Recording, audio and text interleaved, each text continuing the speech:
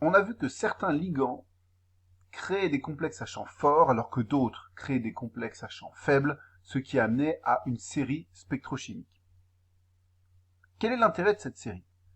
Premièrement, cette série permet d'avoir une idée de la force de la liaison métal-ligand. En effet, les ligands qui ont un champ faible conduisent en général à un remplissage des orbitales moléculaires de type EG antiliante. C'est ce qu'on a vu quand on a vu que les ligands à champ faible préféraient respecter la règle de Hund et commencer à remplir les orbitales EG avant d'avoir fini de remplir les orbitales T de G. Comme les orbitales EG sont antiliantes, on comprend bien que du coup, la liaison métal-ligand dans ce type de ligand sera plutôt faible. Ce sera amplifié par le fait que plus tard, on arrivera à prouver qu'en plus, dans les ligands dans les ligands qui ont les champs les plus faibles, même les orbitales T de G sont faiblement antiliantes. On le verra dans la partie suivante. À l'inverse, les ligands qui ont un champ fort, on voit qu'ils vont plutôt principalement remplir leurs orbitales T de G complètement avant de commencer à remplir les orbitales EG. Et comme les orbitales EG sont antiliantes, du coup, si elles ne sont pas remplies, eh bien, on voit que c'est des ligands qui ont une liaison métal-ligand plutôt forte. De plus, on verra que pour les ligands qui font les champs les plus forts, même les orbitales T de G, au lieu d'être non liantes, elles sont légèrement liantes. En tout cas, c'est un premier intérêt de la série spectrochimique, et qu'on peut se souvenir, c'est que plus le champ du ligand est fort, a priori, plus la liaison métal-ligand est forte. On peut également se souvenir de la série spectrochimique. Alors, il ne faut pas la prendre par cœur, mais il faut simplement la comprendre. Mais l'autre intérêt de la série spectrochimique, c'est qu'elle peut permettre de prévoir les propriétés magnétiques d'un ligand. Donc, on se souvient que si une molécule, ou ici un complexe, possède des électrons célibataires, il sera paramagnétique, alors que s'il n'en possède pas, il sera diamagnétique. Et on voit que si le champ est fort, on a plutôt tendance à remplir toutes les orbitales T de G avant de remplir les orbitales EG, alors que s'il est faible, on va commencer à remplir les orbitales EG avant, et donc on aura souvent des ligands de haut spin et qui seront plutôt paramagnétiques. Exemple, avant de rentrer plus en détail dans tout ça, on peut faire un exemple d'application pour voir un peu comment on manipule la notion de champ et comment on peut la relier à la notion de couleur et en particulier d'absorption en spectrophotochimie, avec l'exercice suivant que vous pouvez faire. Donc là, j'avais mis au dos si vous voulez le faire au dos de la page, mais vous pouvez aussi le faire sur une autre page à côté. Donc, on vous donne ceci comme résultat dans cette application.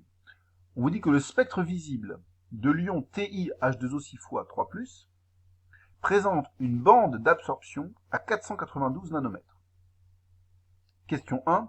Donnez la configuration électronique des électrons D dans le complexe, donc sachant qu'on vous donne comme information que le Z du titane c'est 22, et on vous demande quelle est l'origine de la bande d'absorption, et d'en déduire la valeur du champ delta O en kJ par mol.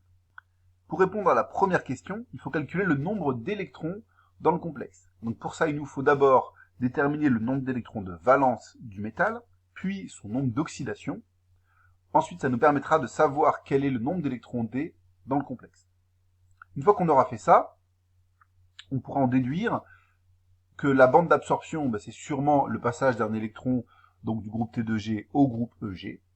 Et pour déterminer la valeur delta O en kJ par mol, il faudra utiliser les formules que vous connaissez déjà, delta E égale H nu égale HC sur lambda, etc. En faisant attention aux unités, puisqu'on vous demande tout ceci en kJ par mol.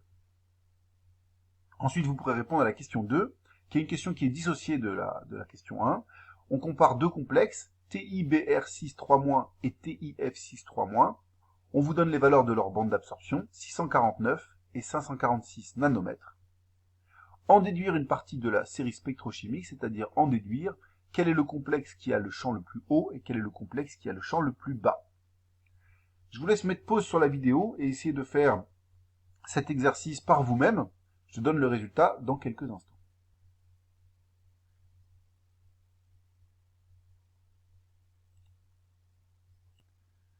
Voici les résultats. Pour savoir le nombre d'électrons dans le bloc D, tout d'abord on écrit la configuration du titane. On voit qu'il a 4 électrons de valence, pardon. Ensuite on calcule son nombre d'oxydation, qui est égal au nombre de ligands X plus la charge du complexe. Ici il n'y a pas de ligand X, mais le complexe est chargé 3+, donc le titane est au degré d'oxydation plus 3. Une fois qu'on a le nombre d'électrons de valence et le nombre d'oxydation, on peut en déduire le nombre d'électrons qui peuplent le bloc D de ce complexe, qui est M moins le nombre d'oxydation. Donc ici 4 moins 3, il n'y a qu'un seul électron dans le bloc D. Autrement dit, la configuration du bloc D ici, c'est T2G1, EG0.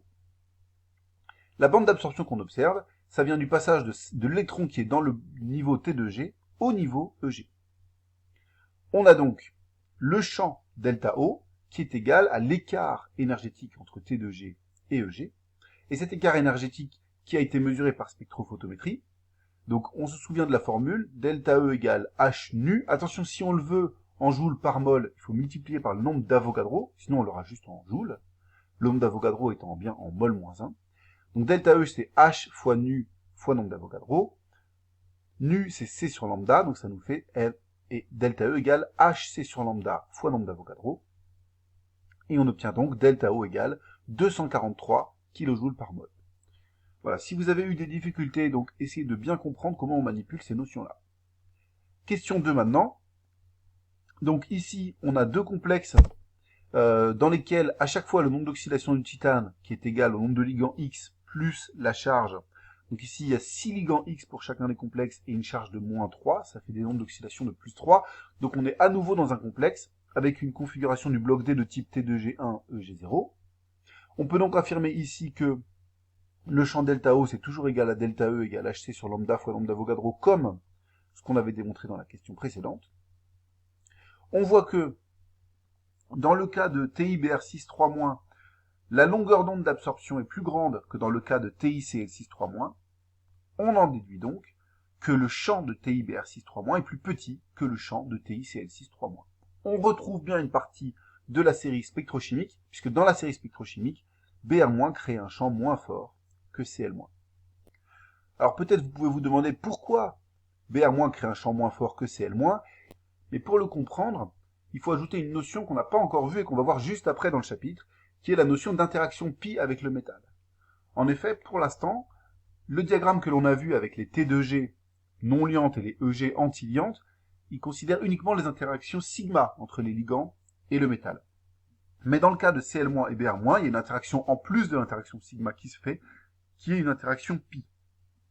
Et cette interaction pi, comme elle n'a pas la même symétrie, elle va se faire justement avec le bloc T2G, c'est-à-dire que les orbitales DXY, DXZ, DYZ du métal vont cette fois pouvoir réagir avec certaines orbitales des ligands et vont devenir, dans le cas précis ici de Br- et Cl-, légèrement antiliantes. Comme elles deviennent légèrement antiliantes, elles vont monter en énergie, et c'est pour ça que ça va diminuer le champ delta O. Donc ça, on va le démontrer juste après. On peut alors comprendre pourquoi Br- et Cl- font des champs différents. En effet, les orbitales de valence de Cl- sont plus basses en énergie que celles de Br-, puisqu'il est plus électronégatif. Autrement dit, elles ont une énergie plus éloignée des orbitales du métal, et donc cet effet pi, qui vient diminuer le champ delta O en augmentant l'énergie des orbitales T2G, mais il est moins marqué dans le cas du chlore. Donc finalement, c'est pour ça que le chlore a un champ delta O un peu plus grand que le brome. Ici, je viens de présenter une ébauche d'explication pour ceux qui se posaient la question à ce moment-là du chapitre, mais ne vous inquiétez pas, on va redémontrer tout ça avec beaucoup plus de rigueur dans la partie suivante, justement, qui traite des ligands qui font des interactions pi avec le métal. Grand 3, ligand pi. Jusqu'à présent, les liaisons métal-ligand qu'on a envisagées résultaient uniquement d'interactions de symétrie sigma. Le fait que des recouvrements pi puissent aussi exister entre le ligand et les orbitales du métal va modifier le diagramme d'orbital moléculaire du complexe. Définition. On appelle ligand pi les ligands qui possèdent une orbitale de valence pouvant se recouvrir latéralement, c'est-à-dire avec une symétrie pi, avec une orbitale atomique D du métal. J'insiste sur le fait qu'on s'intéresse uniquement aux orbitales atomiques D du métal. Remarque, les ligands pi font aussi interagir leur orbital sigma avec le métal, et c'est d'ailleurs ce qui va permettre de former un niveau EG avec des orbitales antiliantes de symétrie sigma, et un niveau T2G, comme on a vu dans la partie précédente. Mais ce que va rajouter l'interaction pi, c'est qu'elle va s'ajouter en fait, en plus de l'interaction sigma, et modifier le niveau d'énergie des orbitales moléculaires du groupe T2G, soit en les montant, soit en les descendant, en fonction de l'interaction. Les orbitales du groupe T de G, on les rappelle, hein, ce sont les orbitales dxy, dyz et dxz. Ces orbitales, on a vu qu'elles ne pouvaient pas faire d'interaction sigma, donc c'est pour ça que jusqu'à maintenant, on les avait considérées comme non liantes. Mais elles vont pouvoir faire des interactions pi. Définition. Un ligand est dit pi donneur. Un ligand est dit pi donneur s'il intervient via une orbitale pi qui est occupée. Souvent, ce sera sa haute occupée. Souvent, ce sera une orbitale p qui sera pleine et qui correspondra à un doublet non liant d'un atome électronégatif, par exemple, ou à l'orbitale liante d'une liaison multiple. Donc pi donneur, ça veut dire qu'il fait une interaction pi avec une de ces trois orbitales, et qu'en plus de ça, c'est via une orbitale qui est occupée. Une telle orbitale, en général, elle aura un niveau d'énergie qui sera inférieur à celui du bloc D du métal. À l'inverse, on dit qu'un ligand est pi accepteur s'il fait une interaction pi avec les orbitales T de G du métal, mais avec une orbitale pi qui est vacante. Souvent, ce sera la BV du ligand. Donc souvent, ce sera une orbitale P qui sera vide et qui correspondra à une lacune sur un atome électropositif, ou alors ça pourrait être l'orbitale antiliante dans une liaison multiple. Une telle orbitale, souvent, aura un niveau d'énergie supérieur à celui du bloc D. C'est logique puisque c'est une BV, et souvent les BV, elles ont des énergies élevées. Remarque, en général, simplement en examinant la HO et la BV d'un ligand, on peut déterminer sa nature, c'est-à-dire on peut déterminer s'il va être pi donneur ou pi accepteur. Exemple ici. Si on prend le ligand NH3 par exemple, si on regarde sa HO et sa BV, on voit que la HO du ligand NH3, si on considère que le métal se met à gauche, là, que le ligand NH3 est à côté du métal et qui forme une liaison métal-ligand, on voit qu'elle va faire un recouvrement selon l'axe de la liaison, donc typiquement ici un recouvrement sigma. Donc là, ça c'est sigma donneur. Si on regarde sa BV, elle aussi, elle fait un recouvrement selon l'axe de la liaison, avec le métal qui serait à gauche là, donc aussi de recouvrement de type sigma.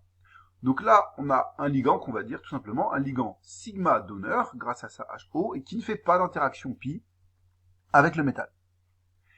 Par contre, si on considère maintenant le ligand carbonyle, donc CO, dont la formule de Lewis est ici, et qui intervient avec le métal situé à sa gauche. Alors, avec sa HO, donc la HO, si on met le métal à gauche ici, on voit que la HO va faire un recouvrement selon l'axe de la liaison, avec une symétrie sigma. Donc clairement, la HO, ce sera sigma donneur. Par contre, si on regarde la BV, si on met le métal à gauche ici et la liaison métal-ligand là, on voit que la BV, elle est clairement de symétrie pi par rapport à l'axe de la liaison métal-ligand. Donc, elle va faire une interaction pi avec le métal. Et comme elle est vide, ce sera une interaction pi accepteur. Puisque le ligand, quand il fait une interaction pi, il n'a pas d'électrons à donner, ça veut dire qu'il va accepter les électrons du métal. On dira donc que le ligand CO, juste en regardant ses orbitales frontières, on peut dire qu'il est sigma donneur avec sa HO, pi accepteur avec sa BV. Enfin, le ligand chloro. Donc là, ici, les orbitales ne sont pas dessinées, mais vous pouvez les visualiser. On sait que le ligand chloro, il va avoir comme configuration 3s2, 3p6. Donc, il va avoir comme HO les orbitales P, et il y en a 3, il y a la PZ, la PY et la PX. Alors, si on imagine que c'est la PY qui est dans l'axe métal-ligand. On sait que la PY, ça forme un lobe qui va dans l'axe ici de la liaison, donc, et comme elle est pleine, puisque c'est une HO, il sera sigma donneur grâce à cette orbitale PY. Mais, à la même énergie que l'orbitale PY, il y a aussi la PZ, qui par exemple peut être considérée comme verticale. Elle, la PZ, qui fera un lobe comme ça, antisymétrique par rapport à l'axe de la liaison, elle fera clairement une interaction pi avec le métal, et comme elle est pleine, on dira que le ligand est pi donneur, puisqu'il fait une interaction pi avec une orbitale pleine. Voilà. On voit ici que vraiment, juste en regardant les orbitales frontières d'un ligand, on peut déjà prévoir quelle sera sa catégorie. On voit aussi que tous les ligands sont sigma donneurs, mais qu'ensuite, on peut rajouter à cette interaction sigma donneur une interaction pi, et donc, ça pourrait être une pi donneur ou pi accepteur. Même si on voit que la BV d'un ligand est de symétrie sigma, comme par exemple dans le cas de NH3, on ne dira pas qu'il est sigma attracteur. Ça n'intervient pas ici dans les grands types de ligands. Soit il est sigma donneur tout court, soit il est sigma donneur plus pi accepteur, soit sigma donneur plus pi donneur. On verra maintenant dans la vidéo suivante comment le fait d'être pi accepteur ou pi donneur va influencer sur les propriétés du métal.